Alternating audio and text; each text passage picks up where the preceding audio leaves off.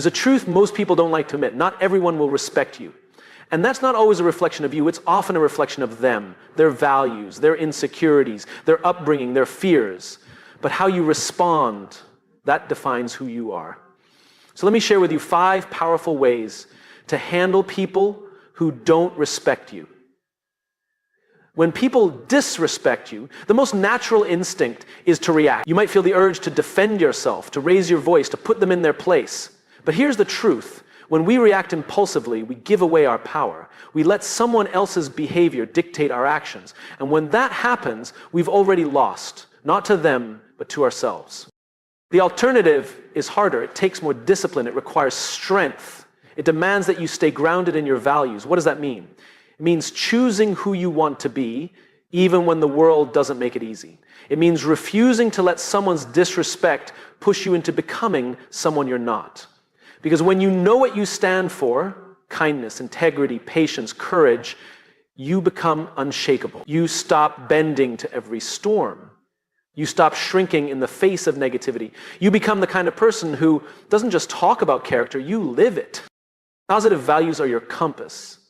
They guide your behavior when everything around you feels chaotic. They tell you how to respond when someone insults you, disrespects you, or tries to belittle you. They remind you, you don't have to match their energy. You can rise above it. Staying grounded in your values doesn't mean you allow disrespect. It means you choose a response that honors your standards, not theirs. When someone tries to bring you down, staying grounded is saying, I won't become like you just to win this moment. Because that moment isn't worth compromising who you are. Winning an argument is useless if it costs you your peace. Scoring points in a fight is meaningless if it drags you out of alignment with the person you're striving to be. Let's be honest, this isn't easy. When someone disrespects you in public, when someone spreads lies about you, when someone mocks you or dismisses you, it hurts. It stings. And part of you might want revenge. You might want to prove a point. But here's what many people miss. The best proof is not found in your words. It's found in your actions. When you live with integrity, you don't need to explain yourself. When you stay grounded, you let your life speak louder than their noise. Disrespect is a test. It reveals what you truly believe about yourself. Do you believe you need to fight to earn respect, or do you believe that self-respect is enough? Because the truth is, once you deeply respect yourself, other people's opinions lose their grip on you. You don't need them to like you. You don't need them to approve of you. You don't even need them to understand you. You just need to be able to look in the mirror and know that you didn't betray your values just to win someone's validation. Every time you choose to stay grounded, instead of lashing out, you build something powerful: credibility, trust, presence. People start to notice. Not just the way you respond, but the strength it takes to respond that way. That kind of leadership doesn't shout, doesn't beg for attention. It earns respect by the way it holds itself, quietly, confidently, consistently. So the next time someone disrespects you, pause, breathe. Remind yourself who you are. Let your response come from your center, not your wound. And remember, their behavior is not a reflection of your worth, it's a reflection of their character. Yours is shown by how you respond. You don't have to fight every battle, you don't have to attend every argument. But you do have to protect your values, because when everything around you feels uncertain, those values will be your anchor. And when you stay grounded in them, no one, not even the most disrespectful person, can knock you off course. One of the most important things you'll ever do for your peace, your self-worth, and your growth is learning how to set clear boundaries. It sounds simple, but it's not. It requires self-awareness, courage, and consistency. Boundaries are not about keeping people out. They're about protecting what's within. They define the space where you can be your healthiest, most authentic self. Without boundaries, people will take more than they should, not because they're evil, but because human nature tends to explore how far it can go, especially when it doesn't meet resistance. People who don't respect you will often test your limits. They'll push your buttons, drain your energy, and cross lines. And if you haven't clearly drawn those lines, they won't know where they are. Worse, you might not even know where they are. That's why the first step in setting boundaries is getting honest with yourself about what you can tolerate and what you can't. What behaviors drain you? What situations make you feel disrespected, small, or unseen. You don't need to justify the answers, you just need to acknowledge them. Once you know your limits, the next step is to communicate them.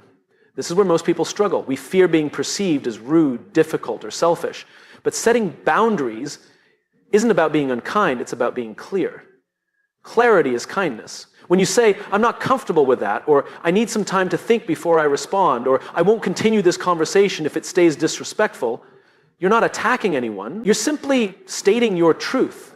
And here's something powerful. When you do it calmly and consistently, you don't have to say it twice. The people who respect you will adjust. The people who don't, they'll resist. And that resistance is valuable information. Boundaries reveal who belongs in your life and in what capacity. They help filter the people who genuinely value you from the ones who only value what you can give them. Not everyone deserves access to your time, your mind, or your emotions. Boundaries help you manage that access. It's like locking the door to your house, not because you hate people, but because you love your space. The same principle applies to your life. Here's the key. Boundaries only work if you uphold them. Saying no is easy once. Saying no repeatedly, especially when people push back, is the real work. You have to be consistent. Every time you bend your boundary out of guilt or fear, you teach others that your limits are negotiable. And soon, you'll find yourself back in the same draining patterns you were trying to escape. Boundaries are promises you make to yourself. And every time you keep that promise, you build self-trust. Sometimes setting boundaries means disappointing others. That's okay. You're not responsible for managing other people's reactions. You're responsible for managing your own well-being. And the truth is, people who truly care about you will want you to have boundaries. They'll appreciate your honesty and your self-respect. The ones who don't, they're showing you that their comfort matters more than your peace. Let that be a wake-up call, not a reason to compromise. Boundaries are not selfish. They are self-care. They are self-respect in action. They are the invisible lines that protect your time, your energy, your focus, and your heart. Without them, you'll constantly feel overextended, resentful, and unseen. But with them, you create space for better relationships, deeper focus, and more joy. You're not here to please everyone. You're here to live a life that aligns with your values and priorities. And the only way to do that is by setting clear boundaries and holding them, not out of anger, not out of spite, but out of a deep commitment to yourself, because you matter. And your life is too valuable to be lived on someone else's terms. When someone disrespects you, it's easy to take it personally. It cuts deep. And the natural instinct is to ask, what did I do wrong? You start replaying conversations in your head, dissecting every word, every action. You wonder if you could have done something differently. This is where many people get trapped. They begin to internalize the disrespect. They start to believe that someone else's poor behavior is a reflection of their own value. But that's a lie. Here's the truth. How someone treats you is not always about you. In fact, more often than not, it's about them, their beliefs, their insecurities, their wounds, their past. When people act out, disrespect others, or lash out with negativity, they're often revealing something broken inside themselves. If you're not careful, you'll pick up those broken pieces and carry them as if they belong to you. Internalizing someone's bad behavior is like swallowing poison and expecting to feel whole. It doesn't make you stronger, it makes you confused, exhausted, and uncertain of your worth. And over time, it chips away at your confidence. You begin to walk into rooms wondering if you belong. You overthink your tone, your words, your actions, trying to avoid more disrespect. But no matter how perfect you try to be, the people who are committed to misunderstanding or devaluing you will keep doing it. Not because you deserve it, but because that's who they are. You are not responsible for someone else's lack of emotional maturity. You are not the cause of their bad day, their bad habits, or their bad attitude. You might trigger something in them, your confidence, your kindness, your boundaries, but even then, what they do with that feeling is their responsibility, not yours. You can't walk on eggshells trying to protect people from their own reactions. That's not self-awareness. That's self-abandonment. It's important to create space between who you are and how others behave. That space is called perspective. It allows you to observe what's happening without absorbing it. It gives you room to say, this is not mine to carry. And the more you practice that, the more peace you'll feel. You'll start to recognize when someone is projecting their issues onto you. You'll notice patterns, how people who don't respect themselves often fail to respect others, how people who feel powerless often try to dominate or belittle. And you'll begin to see their behavior for what it is, a reflection of them, not a verdict on you. Now, this doesn't mean you ignore disrespect. It means you don't let it define you. You still address it, you still set boundaries, but you don't let it seep into your identity. You don't let someone's bad day become your self-doubt. That's the difference. When you stop internalizing, you start living from a place of self-trust instead of insecurity. You begin to act from your truth instead of reacting to someone else's dysfunction. And here's something powerful. When you stop internalizing people's disrespect, you gain clarity. You stop wasting time trying to decode mixed signals. You stop overanalyzing silence or sarcasm. You simply see it for what it is, disrespect. And you decide what to do with it without attaching it to your worth. You don't need to prove your value to people who are committed to not seeing it. You don't need to twist yourself into shapes trying to be liked. You just need to remember who you are and refuse to shrink in response to someone else's limitations. Let them carry their own weight. Let them sit with their own emotions. You are not their dumping ground. You are not their mirror. You are not their punching bag. You are a whole human being with value that doesn't fluctuate based on someone else's behavior. But the moment you stop internalizing what isn't yours is the moment you begin to live with freedom. You stop trying to fix people. You stop questioning yourself. And you start standing in your power with clarity, dignity, and peace. Empathy is one of the most powerful tools you can carry through life. It allows you to see beyond someone's behavior and into their experience. It helps you understand why people might act the way they do, even if their actions are hurtful or misguided. When someone disrespects you, empathy lets you take a step back and ask, what might be going on in their world that's causing this? That perspective can shift everything. It helps you respond with grace instead of rage. It turns confrontation into curiosity. And in many cases, it helps you keep your heart open instead of shutting down. But empathy alone isn't enough, because empathy without boundaries becomes naivety. It turns understanding into enabling. And when you lead with empathy, but forget to protect yourself, you invite pain under the guise of compassion. There's a difference between being understanding and being blind. Some people weaponize your empathy.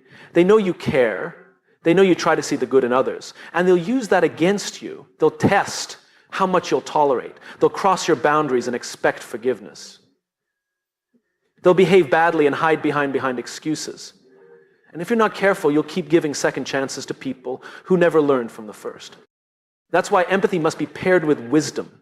You can acknowledge someone's pain without justifying their behavior. You can care about someone's story without allowing them to write over yours. You can say, I see where you're coming from, but that doesn't excuse how you treated me. That's what it means to lead with empathy, but not naivety. It's the ability to understand while still holding people accountable. Empathy doesn't mean making yourself small so others can feel comfortable. It doesn't mean tolerating disrespect just because someone had a difficult past. It doesn't mean absorbing someone's anger or walking on eggshells to avoid triggering them. Those are sacrifices empathy never asked you to make. You can love someone and still walk away. You can care and still choose space. You can understand someone's behavior and still decide it's not acceptable. That's maturity. That's leadership. That's self-respect. And empathy also means being honest with yourself and others. Sometimes we use empathy as a shield to avoid hard decisions. We tell ourselves they didn't mean it, or they're just going through something. And while that may be true, it's not a free pass for repeated harm. You have to pay attention to patterns, not just apologies. You have to listen to behavior, not just backstories. Because someone's pain may explain their actions, but it doesn't erase the impact of those actions on you. When you lead with empathy, you don't write people off quickly, but you don't let them stay in your life unchecked either. You approach situations with compassion, but you also hold to your standards. You give grace, but you don't give endless chances. You recognize that two things can be true at once. Someone can be hurting, and they can also be hurting you. Understanding that duality is what protects your heart without hardening it. You are not weak for feeling deeply. You are not naive for wanting to believe in people, but you are responsible for protecting your peace.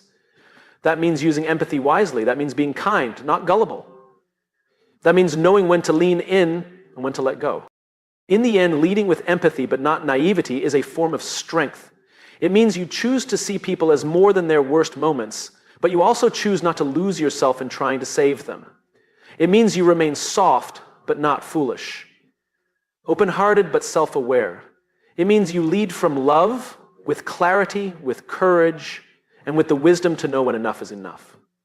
Walking away is one of the hardest things you'll ever do, not because you're weak, but because you care. You care about the relationship. You care about being understood. You care about giving people the benefit of the doubt. That's what makes walking away so difficult. But sometimes it's the most powerful choice you can make, not in anger, not in bitterness, but in dignity. When someone disrespects you repeatedly, when they ignore your boundaries, when they show through their actions that they don't value your presence, the most self-respecting thing you can do is remove yourself. Not to punish them, but to protect you. Because your peace, your self-worth, your mental clarity, those things are too valuable to be compromised by someone who doesn't appreciate them.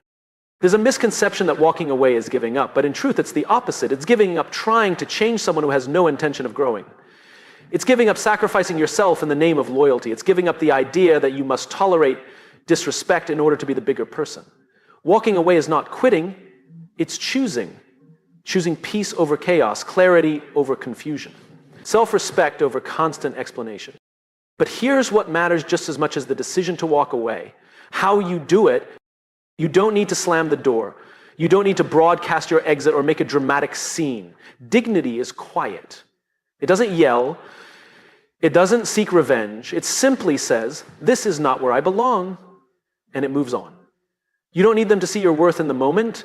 Sometimes they won't see it until long after you've gone. And even then, that's not your responsibility. Your responsibility is to honor yourself enough to stop chasing closure from people who are committed to misunderstanding you. Walking away with dignity means leaving the situation without losing yourself. It means choosing not to match their disrespect. You don't have to say everything you're thinking. You don't need to prove your point. The truth is, people rarely hear what they're not ready to receive. So say what needs to be said calmly, clearly, and without malice, and then let go. Not for them, for you. There's strength in not looking back. There's strength in not responding to the provocation. There's strength in moving forward without the need for validation, because deep down you know. Your silence says what your words never could. It says, I know my worth, and I don't need to stay somewhere I'm not respected. Some people will try to bait you into drama even as you leave. They'll want one last argument, one last jab, one last attempt to keep you entangled. Don't fall for it. The moment you walk away with grace, you take the power with you. That's dignity. That's maturity. That's leadership. You don't owe everyone access to you. Some people were lessons, not lifelong companions. Some chapters are meant to end. That's not failure, it's growth. You outgrew the chaos, you outgrew the cycles, you outgrew the need to prove yourself to people who never saw you clearly in the first place. And if it hurts, let it. Let the pain be a sign that you showed up with an open heart. But don't let that pain convince you to stay in places that no longer serve you. Feel it, grieve it, then rise. Because when you walk away with dignity, you don't just leave behind the disrespect. You reclaim your energy. You take your power back. And you step into a life where your value isn't questioned, but honored.